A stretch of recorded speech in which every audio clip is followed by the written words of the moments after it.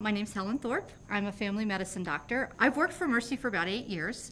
I started off taking care of other doctors' practices while they went on vacations. I was like a locum tenens, and I got to know a lot of the areas and the neighborhoods around the hospital and got a real good sense of how much Philadelphia is a community of neighborhoods and how people really relate to the community hospital and really appreciate that as being sort of a center for their health care. And when I first came to Northeast Philadelphia, I had a very older population, a geriatric population.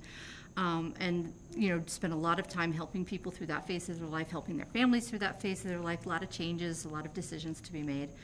And interestingly, as that generation is starting to pass, their children and their grandchildren are moving into those houses, and so now my practice is changing so that I'm more focused on younger families and younger people going through different life changes. And that's the thing I love about family medicine is you never know what's going to walk in the door on any given day. It can be somebody who needs a school physical. It could be an 80-year-old who's trying to hold on to their driver's license and wondering if they're still okay to drive. And I love that. I like to think that my patients come in and tell me their stories and that they can tell me anything and that it's not just about my agenda for the day.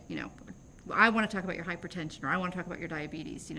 We always start with, what do you want to talk about? So when they first come in the office, they're going to be asked to fill out some background paperwork. Who are they? Who's their insurance? Where did they work? Who's their family members? Who's their supports? What kind of medical problems do they have? What kind of medications are they on? Any particular concerns that are bringing them in today? They will get a printout of what we talked about during the course of the visit. All their medical information will be on the printout. They're encouraged to review it, make sure we've gotten it accurate, call back with any questions or concerns about that. And I think that's a really neat way of making them a partner in their own care. And I think that's a very important component of family medicine. There's the people who come in already having researched their information and have very specific questions or concerns.